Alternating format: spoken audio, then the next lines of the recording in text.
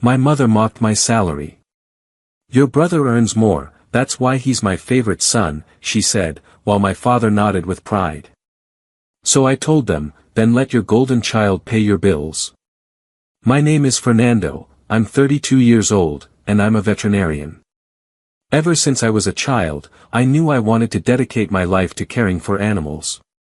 It wasn't just because of the love I had for them, but because I always felt they understood me better than people did.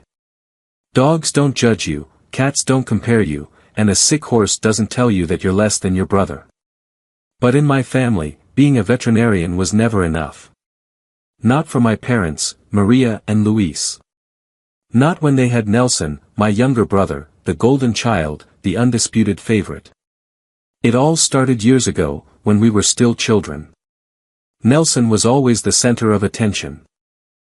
He was charismatic, outgoing, the kind of person who could convince anyone of anything with just a smile. I, on the other hand, was more reserved, more serious. I spent hours studying, dreaming of going to university, while Nelson spent his time making jokes or playing soccer with his friends. My parents adored him. Look at your brother, he's so funny, my mom, Maria, would say with a laugh she never gave me. My dad, Luis, always went along with it, patting him on the back as if Nelson were a living trophy. Don't get me wrong, I loved my brother. Despite everything, we were close, but over time, things changed. While I was breaking my back studying to get my veterinary degree, Nelson was just slacking off. He said he wanted to be famous, but he never put effort into anything concrete. I worked double shifts at a veterinary clinic to pay the rent for the house where the four of us lived, the electricity, water, and gas bills, and even for the food. My parents, although they had modest jobs, never earned enough to support themselves. They always said that times were tough and that I, as the older son, had to do my part. And I did. I always did. Nelson, on the other hand, didn't contribute a single penny, not one. He said he was investing in his future. His big plan, uploading videos to social media. At first, it was silly stuff, pranks, absurd challenges, videos where he recorded himself acting like a clown in the street. I didn't see the humor in it, but my parents defended him to the death. Leave him be, Fernando, he has vision, my mom would say. Not like you, who spends all day cleaning up dog poop. She said that to me once as I came home exhausted from a 12-hour shift, my hands smelling of disinfectant and my body screaming for a shower. It hurt, but I kept quiet. I always kept quiet. Over time, things got worse. I graduated as a veterinarian and got a stable job at a clinic. It wasn't the best salary in the world, but it was decent. I could support myself, help my parents, and save a little. Nelson, on the other hand, was still aimless. Until one day, out of nowhere, one of his videos went viral. I don't know how it happened, but suddenly everyone was talking about the prank guy. Big brands started contacting him. They paid him to promote clothes, energy drinks, headphones. Overnight, Nelson was earning more money in a month than I did in a year. And that's when everything changed. My parents, who already treated him like a king, now completely deified him. We always knew Nelson would be a success, my dad would say, his eyes shining with pride. He's an entrepreneur, not like others who settle for a small salary. That others was me, obviously. My mom wasn't far behind. Every time Nelson came home with new clothes or the latest model cell phone, she would look at him as if he were a hero. Look at your brother, Fernando. He really knows how to live life. I just gritted my teeth and kept paying the bills. The worst part wasn't that Nelson was earning money, it was that he never, not once, offered to help around the house. Everything he earned, he spent on himself. Designer clothes, trips with his friends, parties. Once I asked him to chip in for the electricity bill because the clinic had had a bad month and I was short on cash. His response: "Oh, fair, don't be so intense. You'll figure it out. You always do." And my parents, who were sitting in the living room when he said that, didn't open their mouths. Not a single word. The hardest blow came one day when my mom got sick. It started with a pain in her chest that wouldn't let her sleep. We took her to the hospital, and after several tests, they diagnosed her with an inflammation in her lungs. Nothing fatal, but she needed expensive medicine and rest. When I asked Nelson if he could help with the expenses, he looked at me as if I had asked him to donate a kidney. I can't deal with that, fair. I have my own expenses. You know how it is. How it was. According to him, spending thousands on a dinner with his influencer friends was more important than his own mother's medicine. So, as always, it was up to me. I worked extra shifts, asked for favors at the clinic to get paid in advance, and managed to cover the medications and consultations. My mom got better, but she never thanked me. Not a single, "Thank you, Fernando, for saving me." Instead, she kept talking about Nelson as if he were a god. "Your brother is at an event with a famous brand," she would tell me as I came home with my eyes red from exhaustion. "You should learn from him." A month later, Nelson decided he no longer needed to live with us. With the money he was earning, he moved into an apartment in a good part of the city. He left without saying goodbye, without leaving a single penny, without even looking back. My parents, instead of feeling betrayed, justified it. "He has to live his life, Fernando. He can't be tied to us." I said nothing, but inside I felt a rage that burned in my chest. Tied down. I was the one who was tied down, paying their bills, their debts, their whims, while Nelson lived like a king. Despite everything, I carried on. I kept working, kept paying the household bills, kept being the responsible son, but every day it became harder to swallow the resentment. Every comment from my parents, every comparison to Nelson, was like a stab wound. "Look at the new car your brother bought," my dad would say, pointing to a photo on his phone of Nelson driving a sports car. "And you're still with that old junker." My car, a 10-year-old sedan, worked perfectly, but to them, it was an embarrassment. Nelson, with his shiny car and life of luxury, was the standard by which they measured me, and I always fell short. Everything came to a head one night during a family dinner my parents organized. They had invited Nelson, who by some miracle agreed to come. I didn't want to be there, but my mom insisted. "It's a family dinner, Fernando, don't be selfish." So there I was, sitting at the dining room table with a plate of chicken and rice in front of me, while my parents and Nelson chatted as if I didn't exist. From the moment Nelson arrived, my parents couldn't stop praising him. "Tell us about your new project, son," my mom said with a smile she never gave me. Nelson, with his inflated ego, talked about his videos, the brands that sponsored him, the trips he had planned. I ate in silence, trying not to pay attention, but then my dad let out one of his favorite phrases. "See, Fernando, your brother really knows how to do things right. You should take his example." I tried to ignore it, but the comments didn't stop. During dinner, my mom looked at my clothes, a simple shirt I wore to work, and said, "Nelson is always so well dressed, not like others who look like beggars." Nelson let out a laugh, and my dad clapped him on the back as if it were the funniest thing in the world. I gripped my silverware so tightly my knuckles turned white, but I remained silent. I didn't want to ruin the night. After dinner, we sat in the living room. My parents continued to talk about Nelson, his success, his perfect life. I just wanted to leave, but then my mom dropped the bomb. She looked at me intently with a mixture of pity and contempt and said, "Fernando, your salary is a pittance compared to your brother's. He earns more, that's why he's my favorite son." My dad nodded with a proud smile and gave Nelson another pat on the back. My brother, instead of defending me, laughed as if it were the best joke in the world. Something inside me broke. Years of swallowing their comments, of sacrificing for them, of paying their bills, of being the responsible son while they put Nelson on a pedestal, it all reached its limit. I stood up from my chair, my blood boiling, and said, "If he earns so much money, then let your golden child pay your bills." The silence that followed was deafening. My mom's eyes went wide, and my dad frowned as if I had personally offended him. "There's no need to be like that, Fernando," my mom said in that tone she used when she wanted to make me feel guilty. But I was no longer willing to stay silent. "No need to be like that," I said, my voice trembling with rage. "I've spent years paying the rent, the electricity, the water, the food.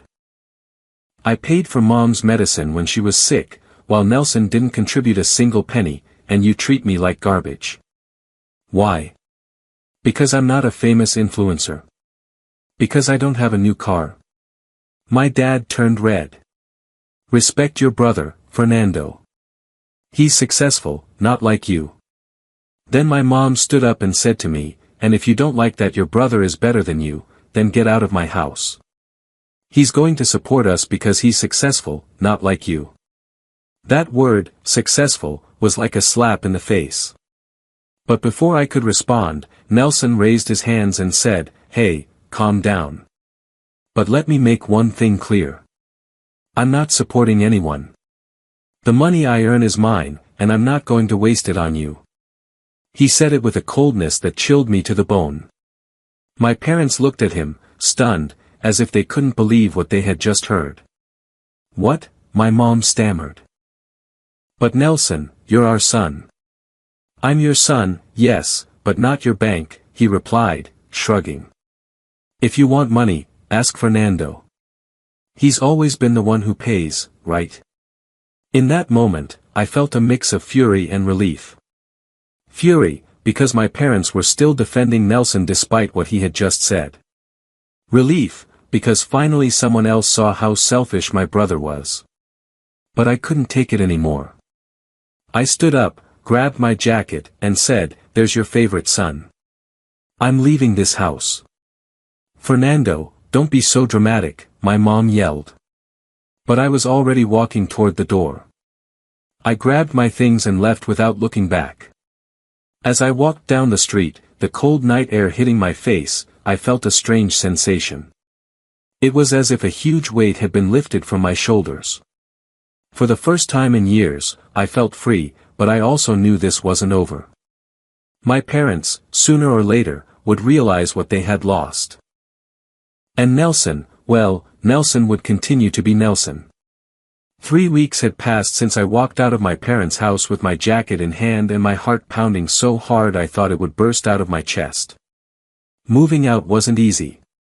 Finding a place I could afford on my veterinarian's salary, without the weight of my parents' bills, took time. I ended up in a modest one-bedroom apartment in a quiet neighborhood. It wasn't luxurious like Nelson's, but it was mine. For the first time, every penny I earned was for me, for my needs, for my dreams. One day, my mother called me. Her voice sounded different, less confident, almost desperate. "Fernando, son, we need to talk," she said without even a greeting. "The bills are piling up, and we don't know what to do." There was no apology, no, "we miss you." Just that direct sentence, as if I were an ATM they could turn to whenever they wanted. "Ask Nelson," I replied, my voice colder than I expected. "He's your favorite son, right? Let him pay your bills." There was a long silence on the other end of the line. Then my mom stammered, "Nelson. He doesn't want to help us. He says he doesn't have any money, but we know that's not true. And he won't answer our calls, Fernando. He's cut us off completely." I couldn't help but feel a pang of satisfaction. It wasn't joy, because despite everything, they were my parents. But there was something about knowing that Nelson, their idol, had abandoned them that made me feel like life, for once, was being fair. "So, what do you want from me?" I asked, though I already knew the answer. "Come home, son," my mom said, in a tone that tried to be sweet but sounded forced. "We were wrong, we know that, but you're our son, and we need you. The electricity bill, the water, the medicine for my treatment. We can't pay for them alone." I closed my eyes and took a deep breath. For a moment, I remembered all the nights I came home exhausted from the clinic, my hands smelling of disinfectant, only to hear them say that Nelson was better than me. I remembered the times I paid their bills, their debts, my mom's medicine, while they praised my brother for his stupid videos. I remembered the dinner when my mom said my salary was a pittance and my dad nodded proudly while Nelson laughed. And then, something inside me hardened. "I'm not coming back," I said with a calmness that surprised even myself. "For years, I sacrificed for you. I paid for everything, I took care of everything, while you treated me like I was worthless. And now that Nelson has left you high and dry, you come looking for me? No. Go find your golden child. I'm not your bank anymore." "Fernando, don't be like that," my mom cried, her voice breaking. "We're your family. How can you leave us alone after everything we've done for you?" That last sentence made me laugh, a bitter laugh I couldn't contain. Everything they had done for me? Like comparing me to Nelson? Like making me feel I was never enough? "Don't call me again," I said, and hung up. I blocked their number that same night. It wasn't easy, but it wasn't as hard as I thought it would be. I had spent so much time carrying them that letting them go felt like a freedom I never knew existed. The next few days were a whirlwind. I focused on my work, on my studies, on myself. For the first time, I bought things I wanted, a comfortable chair for my desk, a new pair of boots, an expensive coffee from the cafe on the corner. Small things, but they made me feel like my life belonged to me. At the clinic, my colleagues noticed the change. "You're more relaxed, fair," Carla, the receptionist, told me as we reviewed the appointment schedule. "It's like you've left a huge weight behind." And it was true. A month later, I heard from a cousin that my parents were in serious trouble. They hadn't paid the rent on the house, and the landlord had threatened to evict them. They tried to contact Nelson, but he wouldn't answer. According to my cousin, my brother was too busy traveling the world, posting photos on his social media from exotic beaches and luxury hotels. Not a penny, not a call, not a message. Nothing. My parents, desperate, had asked other relatives for help, but no one wanted to get involved. They always used to brag about Nelson, my cousin told me. Now that they're alone, they don't know what to do. A part of me felt pity. They were my parents, after all. But every time that feeling surfaced, I remembered their words, their comparisons, their contempt. I remembered how they defended Nelson even when he left them stranded. And then the pity would vanish. They had chosen their path. One day, while walking in the park with my dog, Max, a Labrador I rescued from the street who became my best friend, I received a message from an unknown number. It was my dad, Luis. "Fernando, please, we need to talk. We're going to be evicted. We have nowhere to go. Nelson won't help us, and you are our only hope." I read the message several times, feeling a mixture of anger and sadness, but I didn't reply. I blocked the number and kept walking, with Max trotting by my side as the sun set on the horizon. A few weeks later, my cousin told me the rest. My parents had been evicted. They couldn't pay the rent, and the landlord showed no mercy. They were now living in a government shelter, depending on social assistance to survive. Nelson, for his part, continued his influencer life, flaunting his wealth on social media but never looking back. Some said he had a problem with a brand and that his fame was starting to decline, but I no longer cared. He was a stranger now, just like my parents. Meanwhile, I moved on.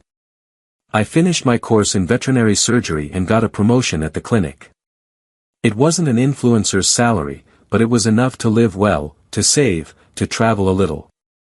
I bought a new car, no a sports car like Nelson's, but one that got me where I wanted to go without any problems. I started dating a girl, Laura, a biologist who worked at an animal shelter. It was the first time in years I felt like someone saw me for who I was, not for what I could give.